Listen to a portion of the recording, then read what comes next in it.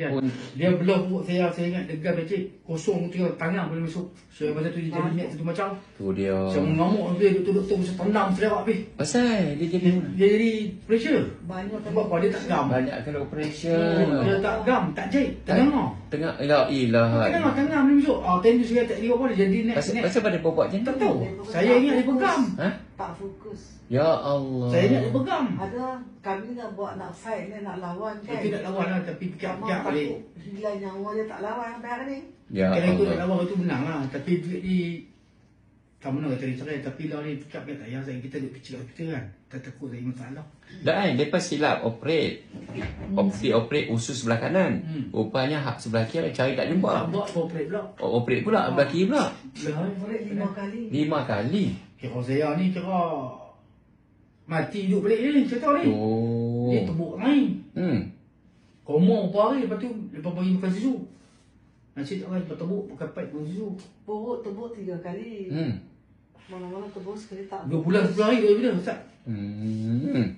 Saya pun makan ubat kan. Depan tengok orang main buat main. Saya minta buat kerja apa. Mana dia buat kerja apa? Saya tak buat kerja apa. Bajikan lepas tu saya pergi Jemaah Zakat kan. Nasib saya zakat. Suka mengaji Quran apa ustaz-ustaz kenal kan. Lepas sedekah lah.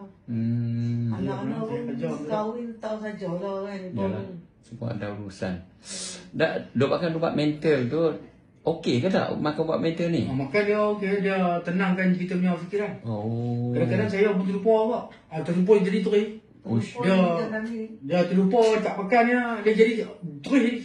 Bukan tak ingat apa lah. Oh. Ada bisitan Dia main bisik di orang saya kata hang bunuh kau ni, hang katok kau ni. Oh. Baca kita terima ni. Doktor tanya kan. Tanya dia tak ada bisitan macam orang tinggi-tinggi je. Saya balik sebulan ujian saya. Sebulan ujian saya Ustaz. Dia main kacau tidur saya. Pukul 12 saya nak tidur dia kacau. Dia suruh bunuh orang. Dia suruh bunuh orang, katok orang.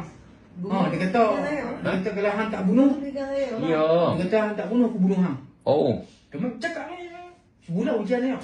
Lepas tu pernah kena katok tak? Allah, buat saya tengok solat dan pukul saya tu. Dengan semayang? Tengok orang semayang tu dia sakit balik.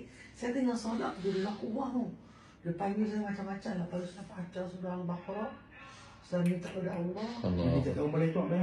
Taklah punca dia apa dia semenjak Dia kejadian ni semenjak bedah. awal dulu saya tak tahu. Dulu saya tak macam ni. Mana-mana jadi bisui. Jadi pelacuk tepi bungkuk lah. Saya ingat jadi pelacuk bungkuk. Malam tu masak dia tak pecah. Lepas tu baru saya kata jumpa ni anak aku tak punca tak tahan. Saya ingat pergi punca. Belah lebih besar buat keluar. Tak tahu kata punca ni kalau punca saya tak buat. Oh. Saya tak tahu. Sampai bagi macam ni tak lipis dah. Ish no. Start tu saya jadi tak tengok bawah. Saya mengamuk habis dia. 6 orang pegang saya.